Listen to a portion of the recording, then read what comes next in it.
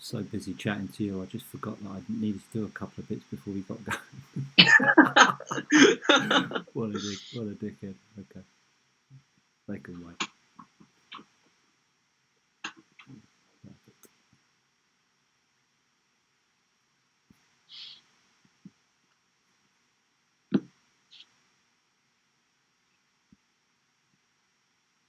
Perfect.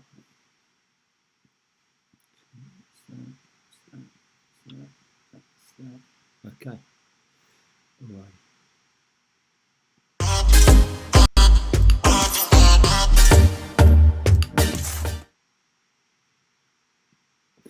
Welcome along, everyone. It's Saturday night. Another week's passed. The wife's cut my hair.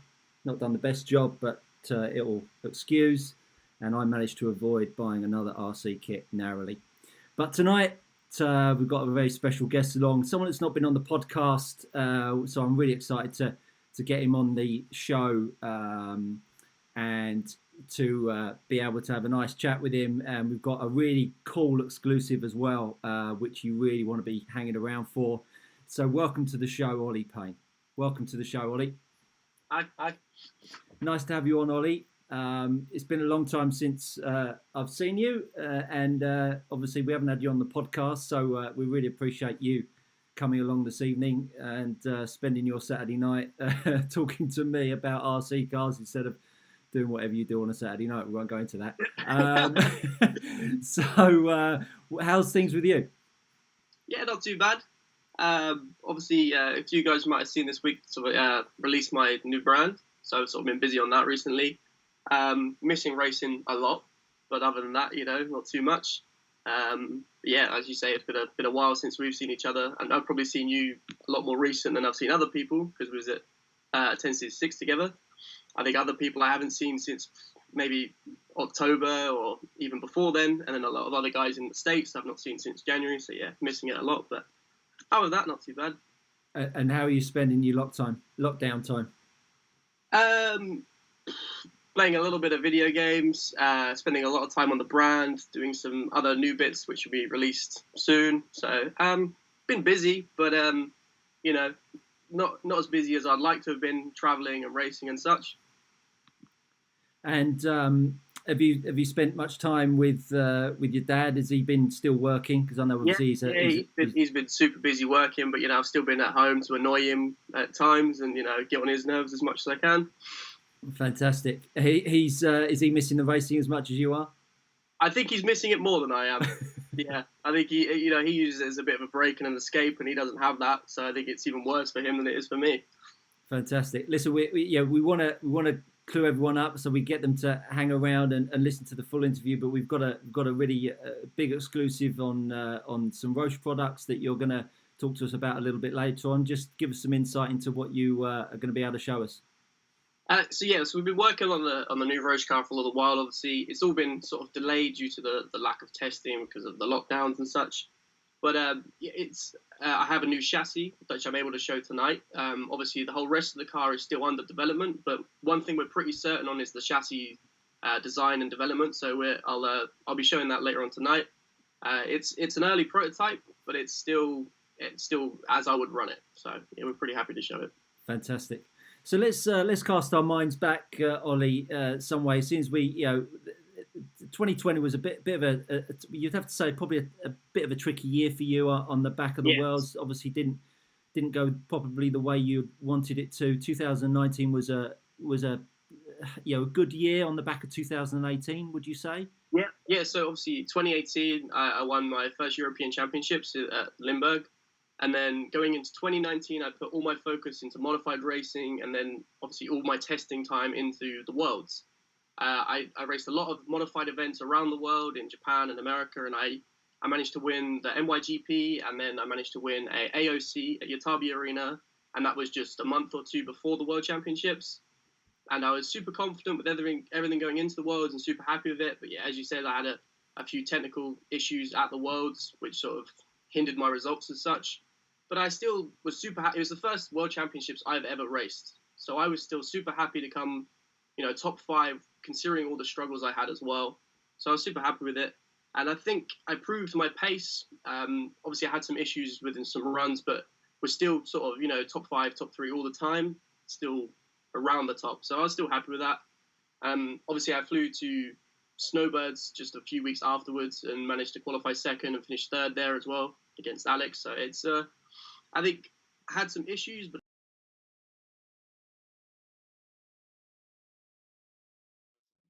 there's a lack of 12-scale racing. So I spent most touring car or two-wheel drive buggy. So it was a sort of a lack of 12-scale results as such, but still happy with how everything went.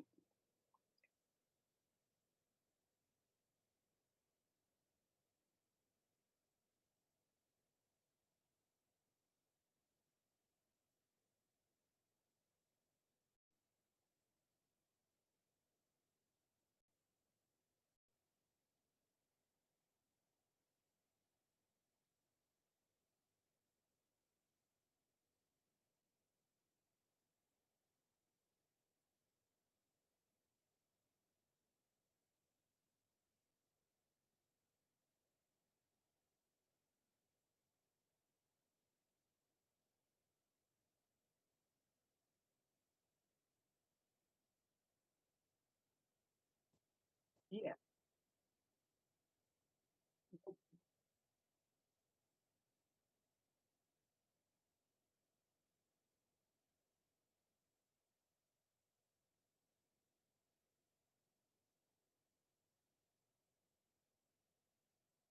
Yeah, so it was probably a lot more concerning for other people. Obviously, myself, I knew the car I was running at Chesterfield was not a car I had planned on racing at the Worlds or raced at the Worlds or had even raced, beforehand. It was just a car I prepared.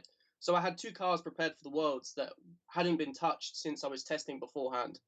So the car I had for Chesterfield was just, a car I'd built up to run, which went badly wrong in every way, shape, and possible. Like, it couldn't have gone any worse.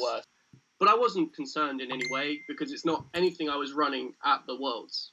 So I wasn't overly concerned by it. But then obviously, I turned up to the Worlds. I had good pace, but then had a few electrical issues and other issues. But it was nothing from Chesterfield was linked to what happened at the Worlds. So I wasn't overly concerned by it. But yeah, I had a lot of time to reflect after due to, lockdowns and such. And yeah, I mean, it's difficult to prepare any differently from the way I did, but of course I will try to prepare more. As always, you can always learn from it. No matter what, good or bad, you can always learn from it. For sure. And the week of the Worlds, how was that in terms of your expectation at the Worlds? Was it everything that you had liked to have been as an experience, or did the fact that the week was not quite as smooth running as you would have liked it to have been marred that experience for you? Yeah, so the experience of racing a World Championships and the hype of it for me was still there. The pressure of being at a World Championships is higher than anything else you're going to get. So I experienced even more pressure due to the fact that I had missed runs and only had 2 or 3 runs to make the main. So for me, the pressure was even higher, and it sort of increases your adrenaline even more. So it makes the hype of the event even higher. So although I had issues and I struggled, the way the event went, I was still happy with, and the way the hype of the event was still good for me, and I was still happy with it. And how was it? Back at the camp in the evenings. What sort of stuff was going on there to sort of rally the troops, so to speak? Was there anything being said by the team? I would say. Say again. A lot of piss taking was happening. Yeah, that was pretty much it. No real support. as you kind of expect from your nearest and dearest, right? Well, as you know, us group of people, we never really take stuff too seriously when it comes to the evenings or whatever. So I was still focused and knew I had a job to do. But yeah, as always, you just have to laugh about it because otherwise, you cry. Yeah, absolutely. And so post Worlds, obviously, we had a bit of a lockdown. In that time between lockdown and coming out in the summer, how did you spend your time in the aftermath? Because I would imagine there was a huge hangover from the Worlds. The Worlds. To be fair, it wasn't too bad. Me and Morgan did have a few cocktails at TGI Fridays the Sunday night afterwards. But, other than that, hangovers as such, not really too bad. The Worlds, the lack of racing after that caused, in terms of racing hangover, was awful. I'd never spent that much time without racing before. Normally I race every week at least once, if not more. So for me to have, months without touching an RC car was, horrible. So I spent most of my time either going on runs or playing video games and just sort of sat at home. But yeah, I still kept in contact with Max from Roche, and we still, shared ideas and sort of thought of some new stuff. So it wasn't completely stale, but, it was. I've never experienced that much time without touching or racing an RC car before, since I started. So crazy for me. And what did you do when you came out? Obviously, we came out of lockdown in sort of April, May time, didn't we? And then we had, obviously, the summertime. What were you doing during the summer?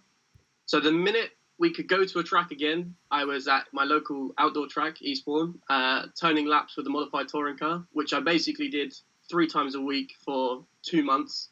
And then the King of Clubs series came about, which basically was a series that ran across, I think it was 4 clubs. So it was Eastbourne, West London, Aldershot, and Ada. So I went and did that. I did a couple of rounds. I won a few. Basically, 13.5 was the most popular class. So I raced that.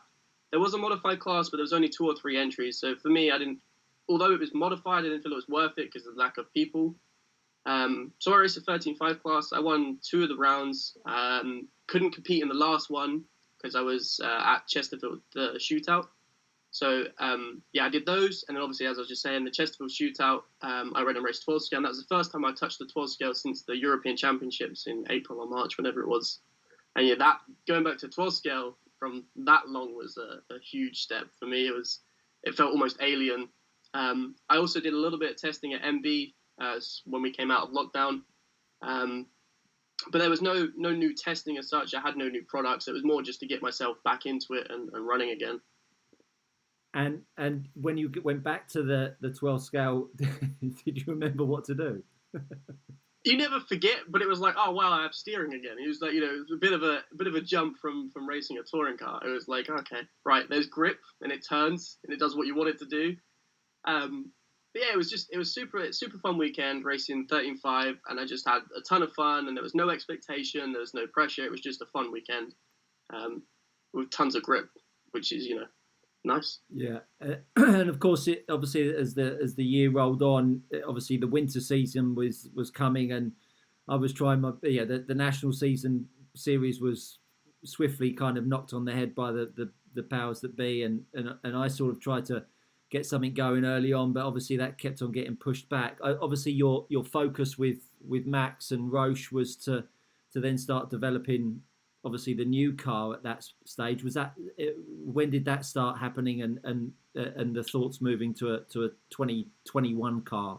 This is the difficulty. So we had ideas obviously across the whole summer, but with no way of testing anything. It suddenly just got pushed back, and then there was a little bit of hope when I was at the Chesterfield meeting that we might get to do some running. So then we sort of pushed forward with the designs, and Max produced the prototype that I'll show you shortly. And that's what I received that, I think, October or November time. And I got to run it once at an Eastbourne club meeting, and then we went obviously back into lockdown, and I haven't touched it since. So all of our focus went into the 2021 season, sort of around October time, because we knew that if we pushed, we might have been able to release a car sort of February, March time, and then have it in time for the European Championships. But with the lockdown and the delays and everything, it all kind of gets pushed back. But we're still hoping sort of maybe this summer or just, late April, we can sort of release the car. It all depends on when we can go back testing. And what's been your biggest agenda with the new car, would you say? Make it different. Make it different. That was the thing. Make it different. We've just pushed to do something that isn't the same. trying to make it as different as possible and as out there as possible without hindering the performance. That's not so easy to do. No, it's really not. Because it's a lot harder in practice than it is in theory. Because obviously the way that Schumacher have gone, the way that X-Ray have gone, they've kind of, X-Ray feel like they backed themselves slightly into a corner in the direction that they've moved. I mean, they've kind of dipped their toe into the Schumacher front end and the kind of the top deck and that kind of stuff. And obviously, you know, that's a very dangerous game to play, to not copy, because they haven't done, but they've assimilated a lot of things in the same way as X-Ray have done. Obviously, you wouldn't want to go down that same road either. And then you've got other chassis out there that, I mean, one like the Phoenix looks like they've stepped back 10 years, which, and I'm sure, you know, no disrespect to them, I'm sure it works well. I'm sure, you know, I haven't tried it.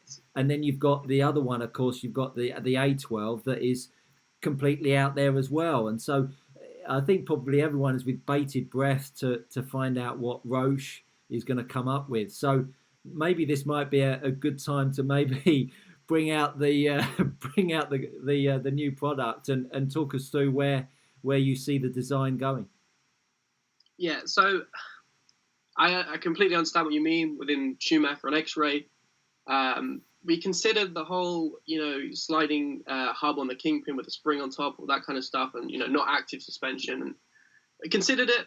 I have tested it myself, and again, like you just said, backing yourself into a corner is not something you want to do right now. 12 scale is 12 scale. It's not really changed the whole time we've raced it. The furthest step forward as such was with the Schumacher and the one-piece chassis. That was the biggest difference we've had.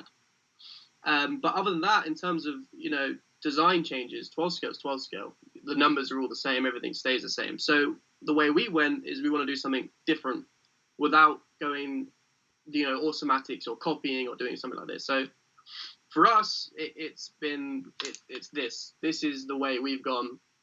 This is a chassis that's machined from 7mm aluminium. Can you hold it? Yeah, just hold it up just a fraction height. That's perfect. Yes, perfect. This is our version, right? So this is just the chassis. This is all we've got for now. Obviously, all our other designs and everything are still in the works. But as you can see, it probably looks quite strange and nothing like a 12 scale chassis would. Yeah. So it's made from 7mm aluminium. It's all pocketed down to 1mm thick. So it's lower. All your electronics and everything are lower than a typical chassis would be by at least a millimeter. And it's no heavier. It's maybe 5 to 10 grams heavier than a standard aluminium chassis. It's as stiff, if not stiffer, than a normal chassis with the top decks, but with no top decks, no way to tweak because it's all one piece. The front end has been machined to be super, like all the design at the front nothing rubs because it's been pulled back so far. So it's super low rub. It's got as many options or parts to change as a standard chassis has. You lose no changeability. Even your battery moves back and forward as much as everything else. So we feel this is the best we can do without going the same direction as everybody else, or one-piece chassis or whatever. So I was super happy when Max came up. You know, we spoke about this and we've been talking about this for a long time. And I was super happy with it when I ran it. I was more than impressed on my first run of the way it went and the grip it produced and the amount of corner speed it produced. So, yeah, I couldn't complain at all. And I'm just excited to test it even more. And obviously you can't go too much into detail with front end and pod, etc. No. Yeah, so pod end will be new, but it's not on show yet. No. Yeah, sure. And will we see a different style of front end, do you think? Yes. Okay. Yes. So you know, I mean, this is, I think, with what we've been in, haven't we? We've been in this lockdown phase, and then we've seen the A12 come out at the Worlds. Then we've got the X-Ray come out, and then the E4 come out, and then we're going to have this come out, the Phoenix come out. I mean, there's some seriously different cars all going to be thrown on the track. I mean, the sailing spares is going to be phenomenal.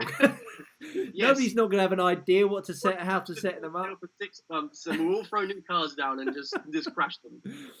Super exciting stuff, and good on yourself and Max Meyer, and we really appreciate you being able to share that with us. What do you feel was the inspiration behind the design from Max's perspective?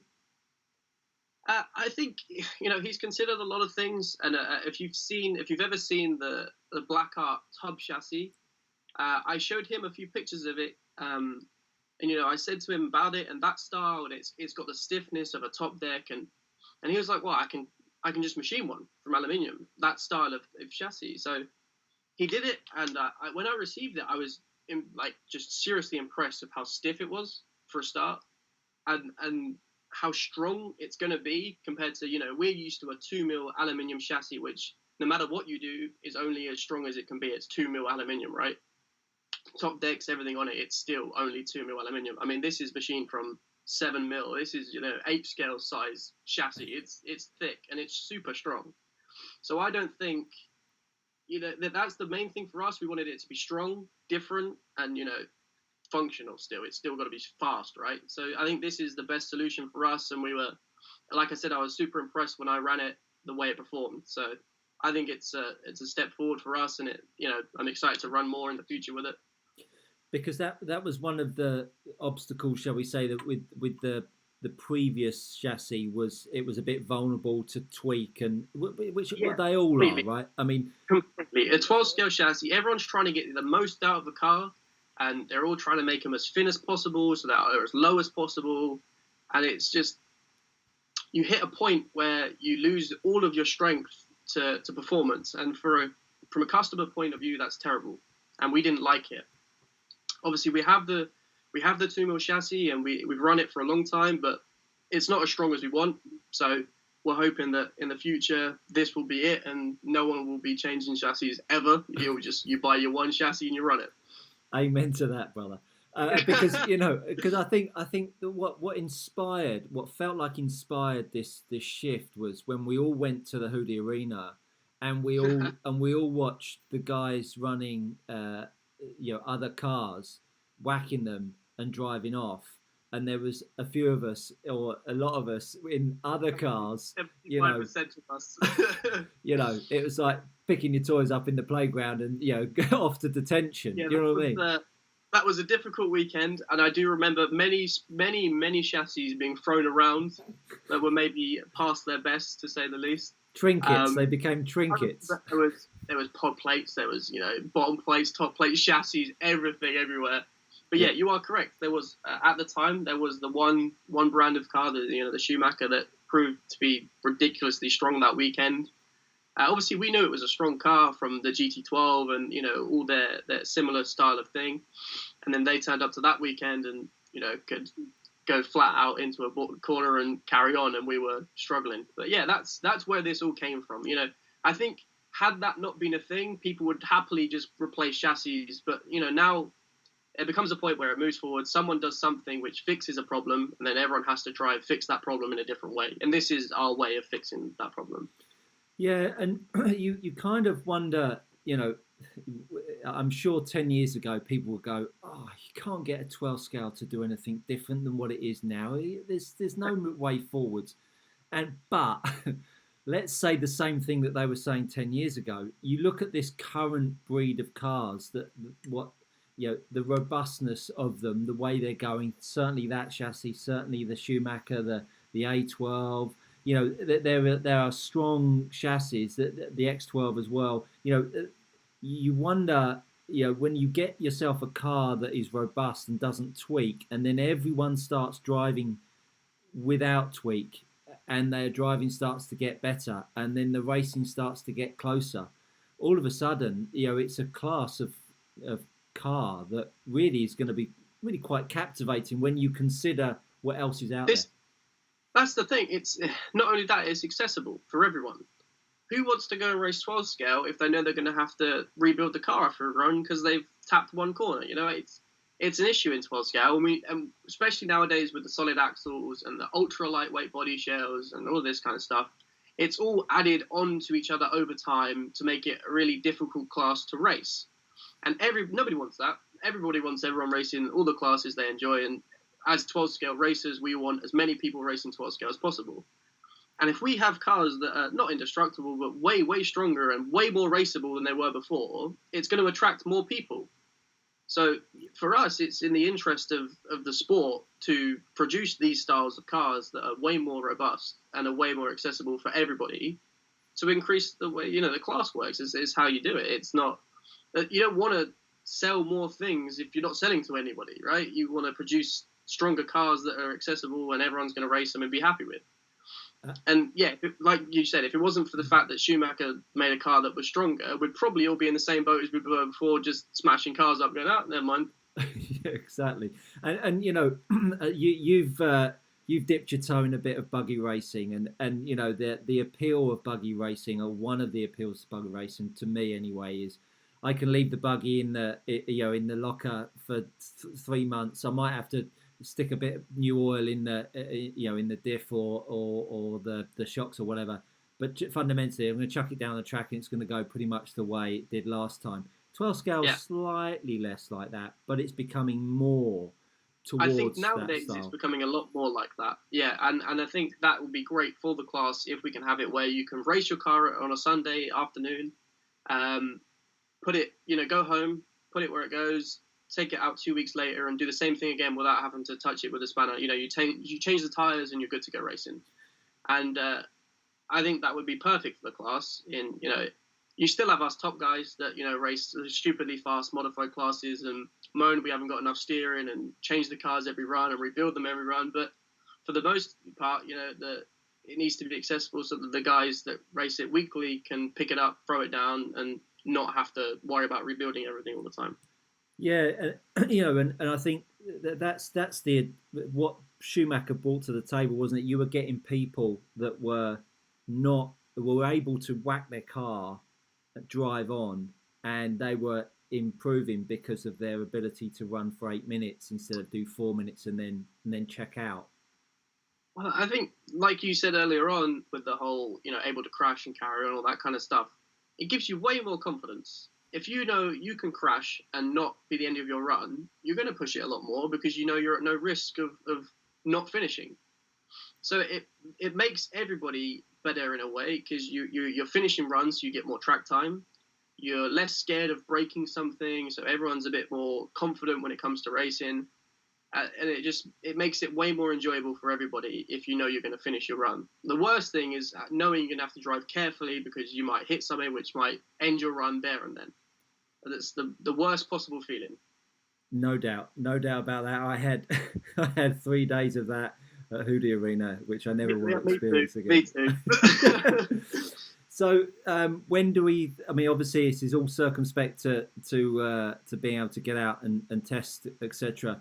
Where are you at of the design phase of the front end and the rear pod? Have you got working product to try and test, or are you still in the design phase? Physical products for the front and rear ends yet. It's all designed as such. We're just waiting on prototypes to arrive. As soon as I'm able to go testing again, I'm hoping we'll have a full car that's ready to go. So I'm not entirely sure, say a month. Maybe I can go back and run again in a month, and it'll be able to start doing some hours with it and put some actual time on the track with it. As I said before, we were hoping sort of around the Euros to sort of show the car off there, myself run it, and then maybe release shortly after that. Obviously, with a delay, it may be a little bit longer than that, but I'm hoping by early summer we'll have a car on sale ready to go. But yeah, so as you say, it all depends on when we're out of lockdown or what happens after that. And Max's passion for 12 scale is still as strong as ever, if not more. Really, he is. Yeah, the whole for him, he loves stuff that's new and different. Max is all about doing something that's new and different.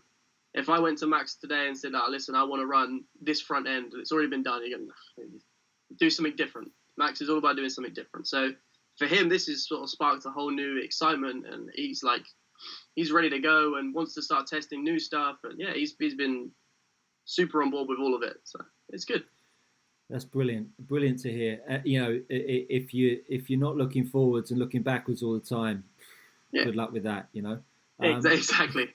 We've got a few questions coming in, Ollie. We'll answer them as we go along, so we welcome those along by anyone. There were a few audio issues at the start, but they're all sorted. Only for the first 5 or so minutes, not when we were doing the exclusive, which would have been bad on me. What have we got here? We've got Matt Jones, who actually asked Alex Hagberg. I think it might have been Matt that asked the same question last week, but it's really good to get your take on it as well, because you were a GT12 specialist. What advice can you give a relative newbie coming from GT12 to LMP? Don't rush yourself is basically all I can say. Is don't go chasing lap time until you're confident with your car.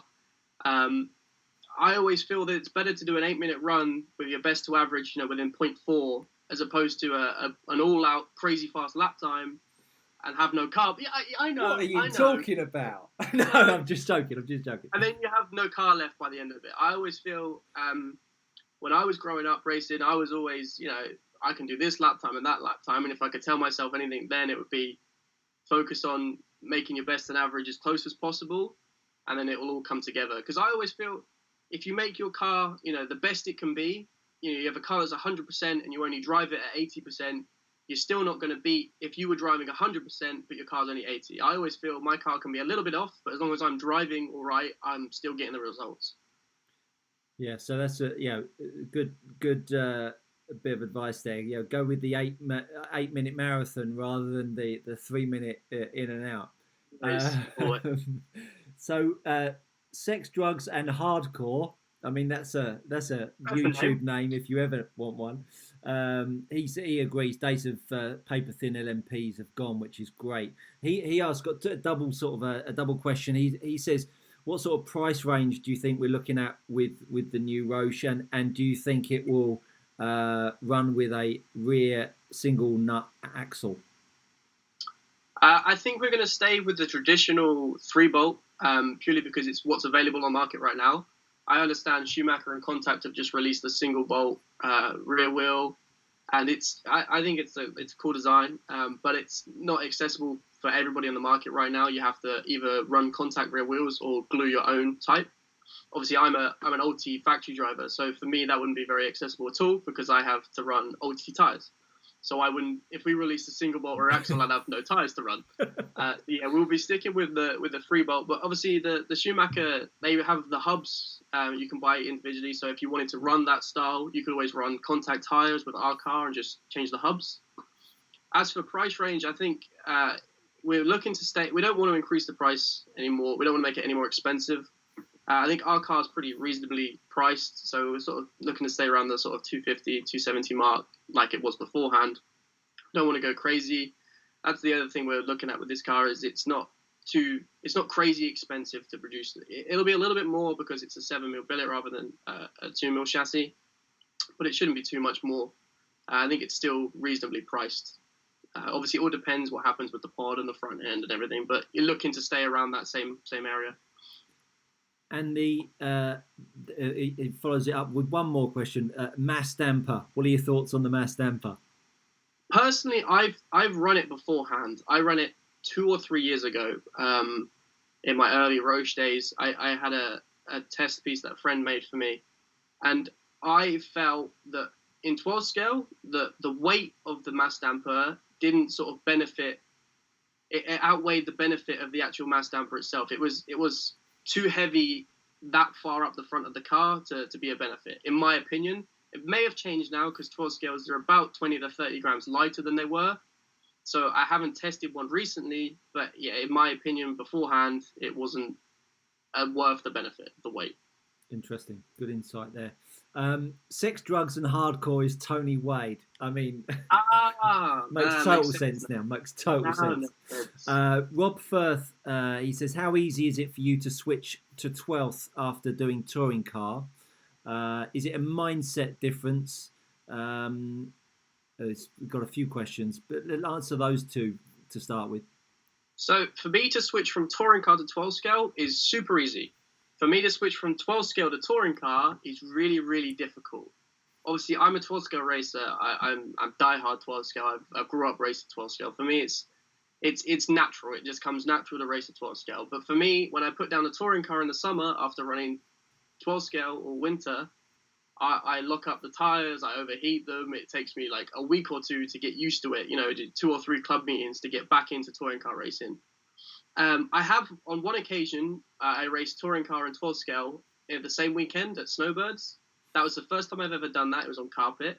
I spent all my practice time with touring car because I know that I can switch from touring car to 12 scale, but going from 12 scale to touring car is difficult. So I spent all my time practicing, and that was okay. But on asphalt, I always find it super difficult for me to go back because it's such a different driving style. I'm quite an aggressive 12 scale driver, you may say. So when I go back to touring car, like I said, I always lock up tires. So it takes a little bit of time. It's probably mindset telling myself not to be so aggressive, you know, and not to, don't brake then and don't brake as hard and don't go full lock and all that kind of stuff. Yeah, so Rob Firth is looking. His main class is touring car, and so he's tried a bit of GT12 and he enjoyed that, and now looking to try some LMP. I mean, I don't know if you've seen this, but I certainly feel like there was a lot of people coming back to RC, and B, people trying to dip their toe into this 12 scale. I think there were a lot of people doing the same. Yeah, I think it's as you know, back on the conversation of the cars being way stronger than they have been before. It's making it accessible for everybody again, so people are going to want to come back and try the class. But yeah, I don't think there's any issues if you've raced a bit of GT12 and enjoyed it. 12 scale is the same thing. You know, the cars are a little bit more alive because the weight difference. But in terms of difficulty, I don't think they're much more difficult to drive nowadays. If you have the right setup, it's super easy. You know, you just don't go crazy with the front additive, and it's fine. It's just you just take a little bit of time getting used to the response of the car, but other than that, it shouldn't be an issue. Yeah, and I think when my first introduction to 12 scale at West Kent, I was saying this to Alex last week. You know, seeing you and Dave going around, and me and G and a few others were just sort of sitting on the sidelines, and you know, just the sound of them whacking up against something. Not necessarily you and Dave, but a few others in your heat, you know, hitting the side, that they sound like they're snapping, and you know, and then you'd see them sort of have to pull off because they're buckled, and there was that real stigma of these things are vulnerable, hard work, and it was almost a point where the people that were running them enjoyed promoting the fact that they are like that, and it's like, oh man, no thanks. Then I'm going to nip off down the road and run the GT12 car. All of a sudden that's changing, and I think there's going to be guys and girls that are not necessarily for that, because they like the nuances of the old 12 scale cars. You know, that one run in 15 that was really good. Not interested in that. I think there's those guys that were able to, you know, there was the ones that would do the run and they'd finish their run every time and they wouldn't crash. And those guys are going to hate the fact that there's now cars that will hit a wall and carry on, because, you know, the fact that they, you know, if they're racing someone that crashed out all the time, but that other guy had a faster lap time, that other guy that had a faster lap time can now crash and carry on. So they're, you know, it just adds to it. They're now having to race them rather than going, well, they'll just crash out in a minute. Yeah. It really is. It's a joy to stick a 12th down and feel it's going to do the same thing as it did last time. So, you know, it sounds like there's some really exciting stuff coming out of Roche, and you know, Ian Beckett, he says, will the new pod be in the same way as the front part of the chassis? In terms of, I'm thinking, coming out the same billet, or don't answer that if you can't, obviously. No, we can't answer that just yet. But yeah, stay tuned. Okay, cool. And so, obviously, really excited with Roche, as I mentioned, and obviously you've also released your own brand as well, which is the cool logo on the screen here, Ollie Payne Racing. How's that come about? And tell us a little bit about the background of OPR.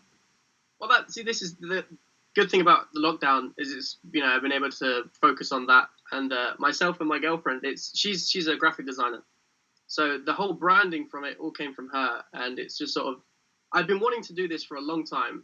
I've just had no time, but you know, I've been racing a lot, so my motivation goes into racing. Without the racing, I've been able to put time into doing that, and you know, designs for it, and where I want to go with the brand. So yeah, that's been able to start from here, and obviously we're looking to make the website go live sort of late next week, if not early the week after, and then we'll have new products coming out after that. So yeah, it's been good having the lockdown, because it's meant I've been able to put focus onto that and release it in the way I wanted rather than rushing. It's good, isn't it? Because I think lockdown allows us to look sideways instead of keep looking forwards. We're so intent on where we're trying to get to, and actually looking sideways sometimes. Ollie Payne racing can be. I remember when I was playing golf, I was always about I needed to be playing the game, and sometimes actually a sidestep like OPR that gives you that time out, still connected with racing, but that time out from focusing on your performance on the track and getting design, etc., is a really nice outlet. It's a bit more fun and lighthearted. It's, when I was racing beforehand, like we said about the worlds and my testing and everything before that, I was spending a ton of time traveling and barely any time at home, and all my hours went into making sure I could win these events and do the best I could, and it's a ton of pressure, and doing this is a bit more fun. It's a bit lighthearted, it allows you to, like you say, look at it from a different perspective. So what sort of products are we going to likely to see from OPR? So the only thing I will talk about for now is the clothing. That's the thing we've already released. So there'll be some t-shirts and like masks and hats and stuff like that. There will be some other cool stuff coming soon, very soon. But yeah, for the time being, just sort of the clothing. But yeah, if you I have a Facebook page, and obviously the website goes soon. So if you follow the Facebook page with notifications on, you'll get all of the new stuff that comes out when it comes out. And what's the website address, Ollie? It's not done yet, but okay. I will post it on our page as soon as it's done and ready to go live. Cool stuff. So watch this space, and obviously let me know what that is, and then I'll push it out there on the page and on the YouTube clips as well. So looking forwards, how do you see 2021 shaping up for you? Well, it depends when we go back racing. If we go back racing in time for the Euros, I'll be super excited for that. Obviously, we're at Hoodie Arena again, so it'll be like, I think it's my fourth, maybe fifth time of going there. It's always a different challenge every time we go there. So yeah, I'm super excited to go racing again, and obviously with a new car and everything. We've only got another year until the next World Championships, so my focus is already on that, the 2022 12 Scale World Championships. Where's that going to be? I think it's in America. Is it? Nice. I'm pretty sure. So that could, black carpet and the wife's over in the corner. She won't know. Different experience. So my focus is pretty much on that. The minute the last Worlds finished, it was like focus on the Euros, and then now it's pretty much everything going into the Worlds. So I'll hopefully spend a lot of time in the States doing a lot of testing over there, putting as much time into that as I can. As far as racing calendar for this year goes, we've got no real idea. Obviously, I want to get back over to like the MYGP and the US Indoor Champs and maybe even AOC in Japan. I'd really like to do that. If we happen to be stuck in the UK for a bit longer, maybe I can do a bit more two-wheel drive buggy, a bit of touring car outdoors as well. All really depends. Talk us through the US Indoor Champs, because that was quite a big event. Yeah, so that it's typically known as Cleveland, as most people call it. It's probably the coolest event I've raced in the States. You race in a huge hotel. The track's live 24 hours a day. You can go practice at like 2 a.m. So I managed to completely ruin my sleep schedule. So I would sleep from 8 or 9 p.m., wake up at 1 a.m., practice from 1 a.m. to 4 a.m., sleep from 4 a.m. to 9 a.m., run the whole day, and then do that. I did that for a week. I had migraines and sleep issues for 2 weeks after it. It was crazy. But honestly, the best event I've raced. I had one of the coolest races I've ever had with Alex and Kevin Hebert and Sam Isaacs in 12 Scale Modified. We had 3-leg finals. The first leg of the final, so I managed to TQ. The first leg of the finals was ran the Saturday night at 1 a.m. We raced the 12 Scale Modified final at 1 a.m. Wow. I could barely see. I was so tired. And it was like the most calm final you've ever seen, because everyone's like, I don't want to race. We're tired. So everyone just drove around and did their own thing. The second final was a crazy close race between myself, Sam, Kevin, and Alex. I think Alex, he dumped like halfway through the run or something, or had an electrical issue somewhere through the run. And then myself and Sam and Kevin raced it out to the end. I think Sam ended up taking that final.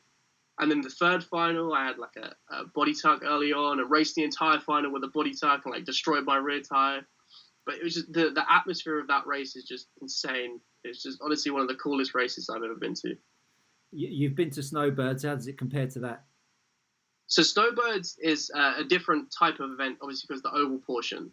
So you don't get many runs at Snowbirds. It's a die-hard racers event, in my opinion, because you get 4 qualifiers and 1 final for the entire week. So you do, I think it's Tuesday, Wednesday is practice, and then Thursday through to Sundays is qualifying and finals. I think you do like 2 qualifiers one day, and then 1 qualifier each day the next, and then obviously the finals on Sunday. But yeah, you have to get up at like 3 in the morning. You practice for an hour, and then you do your qualifier, your 1 qualifier for the day, and then you're done at like 1 p.m. It's crazy. Like you finish at 1 p.m., you go Disney or you go Universal. Myself and Morgan went the first time. I think it was 2019. We went, and yeah, it was super fun, but just different because it's not. You don't get half the track time, so it's a bit more touristy, if you like. You spend a bit more time outside of racing, whereas Cleveland, you're in it 24 hours a day there, racing. There is nothing else. Yeah, that sounds more up my street because NYGP's like that, isn't it? I mean, You're like, oh, we're going to New York. This should be fun. And then you arrive and you're like, oh god, okay, non-stop racing all the time. Yeah. The track when Donnie says just the track's open and we'll shut it when you finish, sort of thing. It's like, after you've done 3 days up until 1 o'clock, it's like, oh man, I need to go home. The thing with Cleveland, like obviously NYGP, you're not staying in the same place. Cleveland, you're racing in the place you're staying. So you go up to your hotel room, you walk back down the track. There is nothing else. You barely like. I was with Phil Matthews, and we shared a hotel room and pitted together. And I think we must have left that hotel like twice. It was like to go get Chipotle or something like that, and that was it. We were there in it for the whole week. Yeah. Awesome. Good times. And any other sort of earmarked events that you would want to go to that you haven't been to so far over your racing career? Last year, I was scheduled to go to MHIC, which is the Mile High Indoor Champs in Colorado. And that was on my list to go to. Obviously, if I can get there this year, I will go. I will 100% go. It looks like a super fun event to go to. So Alex was supposed to go as well. So typically, myself and Alex, probably Kevin and Sam as well, racing it out again like we do all the time. But it looks like a super fun event. I must say I enjoy all US events. I've not been to a US event where I've gone, that wasn't fun. I've enjoyed every single one I've been to. Obviously, Canadian National Champs, I went there for the first time, I think it was 2019.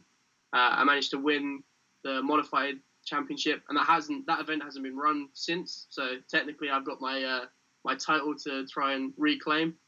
So hopefully, we get to do that this year again. That was in I think March. So we'll see. But yeah, there's obviously a ton of events I look forward to going to. I want to go to Japan again as well, or just depends whether there's an event I can get to. Tell us a little bit about Yatabe Arena, because that's certainly the sort of the holy grail of venues in Asia, isn't it? Yeah, so Yatabe Arena, I managed to go there, I think it was 2 summers ago, and I spent a week and a half at Yatabe because I was racing the Japanese Nationals. And I don't think it's very common for someone that's not Japanese to manage to race it. And Teru from Xenon managed to help me get into it. Xenon and JFT, Teru helped me get into that event. And I managed to spend my time over there. He looked after me whilst I was over there. I'd never been to Japan before. I jumped on a plane for 11 hours, landed, and so tired. I was jet lagged, and it was like, and I spent a week and a half just practice at Yatabe at this huge place. It was like Hoodie Arena, but bigger. It was just insane how big that place is. And obviously, I'd never been to Japan before, so the climate was completely different for me as well. So it was just a completely different experience racing over there. The way the cars work in that level of humidity is completely different. The cars have way more traction, but it changes a lot more because of the humidity. So Yatabe Arena, it was just insane. The place there to race was just crazy. I've probably never experienced anything like that before. Obviously, we've got Hoodie Arena over here, but it's just different over there because of the grip levels and everything. And obviously, it's on CRC black carpet, so it's like the way NYGP is with the permanent track, but more so because it's open all the time to every class. So the grip is out of the world. The most grip I've ever experienced before. And tire wise, were they sort of one run wonders or? Yeah. So at the time when I went to Japan the first time, I actually was open for tire sponsorship. I had no tire sponsor, so I ran JFT, and Terry helped me out with it. I could not tell you how many sets of tires I went through. I would cut a set to 39.9 front, 40.2 rear, run them, bin them, another set. And also, not just that, the compound we ran out there, I think I ran, I think it was like C35 or X35 rear and like A35 front. Like completely different to anything I'd ever run before because the grip was that much higher. And it was just an experience that took me a week to get used to. But you did well there though, right? Yeah, so I managed to at that Japanese Nationals. I qualified second. I had a little bit of bad luck in the final. I had coming together with another guy in two of the finals, which meant I think I only finished like fifth or so. But then I went back again in November for the AOC, and I managed to TQ and win that, which is good for me. I think against those guys at their home track as such. And the other thing about Japan is it's open modified, so it's boosted open motor, open speedo, everything. So it's as fast as you're ever going to get. Wow. And the track layout wise, I think I saw some stuff on Facebook that the track layout's not exactly wide open either, is it? It's fairly tight. So right? It's a track that's it's probably the biggest 12 scale track I've ever raced on with the most corners. Wow. Just insane. It was so busy. Yeah, so busy. That's it's obviously an exciting place that you're going to want to get back to in a hurry. Oh yeah, definitely. Yeah, one of the coolest places I've raced.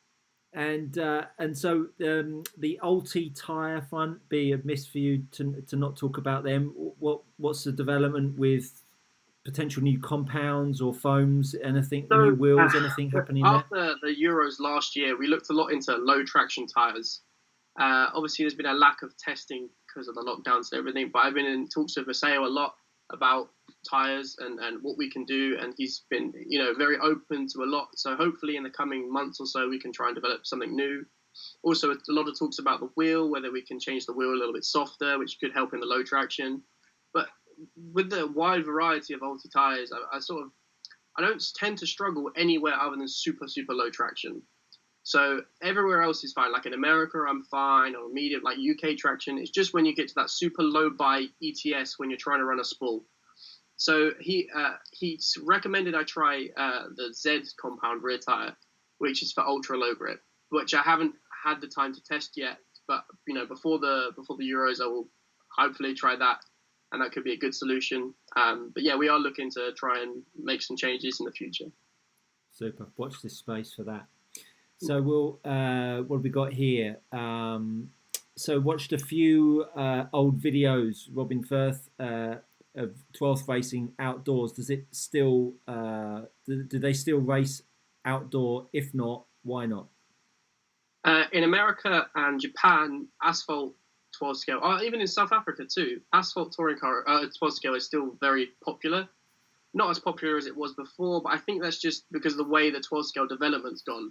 Aluminium chassis, high traction, solid axles. It's not really catered to the outdoor racing. Obviously, UK climate doesn't allow you to race 12 scale outdoors. It's just not possible. So I think for us, it's never going to be a possible thing. But in the States, it's still, they have a national championship run outdoors for 12 scale. So I think it still lives, just not the way it was before. I think a lot has changed with tires and cars, which just don't make them as accessible for outdoors. But obviously, Alex won the I think it was 2018. Yeah, 2018 World Championships, which was run on asphalt with a fairly new car at the time. So yeah. And there was, I think Alex, I can't remember, Alex was running somewhere on the rooftop of some place in the world. Did you see that? Korea maybe or something like that. Yeah, it looked crazy. amazing. Yeah, I mean, The hell of a track was like backdrop. the shape of an L or something. Yeah. Yeah, crazy place. James Eves. James Eves asks, "What do you prefer, spool or diff with a 13.5 turn?" Spool. Uh, I hate building diffs, and I hate the fact that if I strip a spur gear, I've got to change and rebuild my entire diff. So for me, spool is easy, and I enjoy the way a spool drives. Like you'll remember the first time we went to that NYGP, I spent 2 days complaining about how much I hated solid axles. And then I came home and I spent a ton of time running them and like sort of fell in love with it to the point where I don't carry a diff around. I haven't owned a diff in probably 2 years now. So I love the solid axle. I understand it's difficult for a lot of people, but if you spend a lot of time with setup and getting it right, I think you can run a solid axle no matter what the traction is. Yeah, and I think that's something that people just need to get their head around. That really the car just needs to be set differently because you just need to make sure both wheels are on the deck. Yeah, with pretty enough much. Pressure, right? The only important thing about a 12 scale with a solid axle is making sure that both rear wheels are pointed, in the right direction on the floor, doing what they're supposed to do. If for some reason you lift an inside rear wheel with a 12 scale and a solid axle, you are going to hit the board. That is it. So if you stop it from doing that, solid axle 12 scale is not difficult. It was the NYGP that was my first experience with the solid axle and a 3.5 turn, and we're coming onto the straight out of that hairpin and helicoptering it over the barrier twice was an experience like never before to not be a little too quick on the throttle. No, me too. So I'd never raced 3.5 before. I'd only ever raced 6.5 modified, and I'd never raced with a spool before. And I remember going there, and I honestly, I hated it. You'll remember, I was like, I never want to come back. I never want to do this again. And then by the third or fourth day, I was like on the pace of everyone else. I was like, oh, this is amazing. It's the most fun I've ever had. Yeah. Came back home, put a ball diff back in my car, went, ah. Yeah. And then honestly, ever since then, all I've done is focus on making my car work with a solid axle. Yeah, it was a baptism of fire, that's for sure. Tony Wade, the man we all love, just the funniest guy. Is the days of rebuilding pods over, do you think? I think it can be, depending on how this all goes. But yes, I personally, I would like to think so. That is what we're focusing on and putting all our efforts in, is to stop that. Yeah. The last thing we want is for people and customers to be rebuilding cars all the time and losing track time because they're trying to fix their cars. So yes, we're hoping that you shall no longer have to rebuild rear pods and replace chassis and such. Yeah. Ian Beckhart says, do you ever change the angle of your side tubes on your 12 scale? And if so, what does it do to the handling of the car? So I personally don't change it too much because I just change the lube inside the actual tube. So for me, it's not something I've ever thought about changing. I have done a little bit with it and never felt the benefit. Obviously, the steeper the angle, the stiffer it feels. So it's like you can change. Imagine you've got 10K and you've got 15K, but you want it to be somewhere around 12. If you increase the angle, you can make it feel a little bit more like that. Obviously, if you increase the angle with a lighter oil, you get less stiction, but it's not quite the same as it would be with a heavier oil. So you can change it. I know people that do change it. I personally don't feel the need to. I always run the maximum angle and then just change everything on oils. Good answer. I have one question before we wrap things up. You won the Euros in 2018, stock. You were running mod at that time as well, weren't you? Yes. Doing so both, I podiumed modified that weekend as well. Yeah. Looking back, you didn't run stock the following year in 2019. You just ran mod. I did. I finished third. In mod, did you? Okay. I raced stock and modified the year after too. Gotcha. Okay. Yeah. Well, I take back my question. Correct. After that, I didn't race anymore. Okay. Well, maybe I'll just continue and humour you and me. At that point, yeah. My point was that you're pushing to the side of stock racing. Did you feel that was to aid a sole attention on modified. And the second half of the question is, winning is incredibly good for the confidence, as you all know. When you were winning stock really with quite some ease, did you feel that was an asset to help the modified? Obviously, you didn't, because you stopped doing the stock. But So winning is good at any time. And confidence comes from doing well. In my opinion, winning a stock race didn't do anything for my confidence the way winning a modified race did. In my opinion, finishing third at that Euros in mod probably helped my confidence more than winning the Euros did. Don't get me wrong, winning that Euros was one of my greatest achievements, and it's always going to be a special thing for me. But after that, running mod on the back of all of that, and that same year or the year after, winning the Canadian Nationals in modified, that did more for my confidence than running stock ever did. There's nothing. The rush of winning a modified event against Alex Hagberg and Ollie Jeffries and those guys will always be more or mean more to me than winning a stock event against 20 guys that finish within 20 seconds. There's something about modified racing, the risk of it and the speed of it, that's just above everything else. Yeah. It's an infectious class to watch. From the sidelines, watching you guys go tooth and nail at it is extremely impressive. And for the future, what would be the one thing that you want to improve upon about your driving, would you say, or your craft, whatever it might be, whether it be driving or an application or what? I like to be able to put more time at tracks, honestly. I feel living in the UK has not hindered my performance, but the lack of permanent tracks means I don't get to do as much running with modified as I'd like to. So I feel the only way, or not the only way, but one of the ways I could improve myself is just put more time in with modified. The last time I touched an open modified car was over a year ago. Obviously, the lockdown's not helped, but between US events, I only get to run modified maybe once or twice, and I'm running super stock or stock every other week. So for me, if I can have more time on track with mod, I think that'll help me a lot. Brilliant. Well said. Ollie, listen, it's been absolutely fantastic having you on. This would be your time to say thank you to all those people that mean a lot to you. So go ahead and thank who you'd like to thank. Well, of course, sponsors. I'd like to thank Roche, Zen, Blackheart, Hobbywing, Sunpadal, Ulti Tires, Stick on RC, Moody Falls, obviously my own brand, OPR, because I now support myself. Obviously my dad for everything he's done, my girlfriend with the help of the brand, Morgan for the piss taking and such like that always helps with everything. And obviously to you for your, this has helped a lot with promotion and such. So everyone else that sort of watched, that helps a lot. Brilliant. Well said.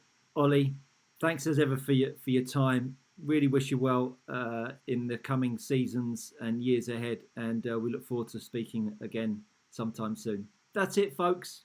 Thanks for joining us. It's been great to have Ollie along. There'll be more guests next week. Stay tuned on the On-Road Podcast Facebook channel and on the YouTube channel. If you like the video, click the like, subscribe, share with your friends, and we'll see you all again sometime soon. Take care for now.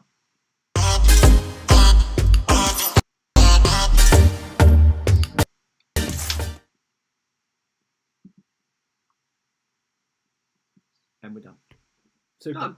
Ollie,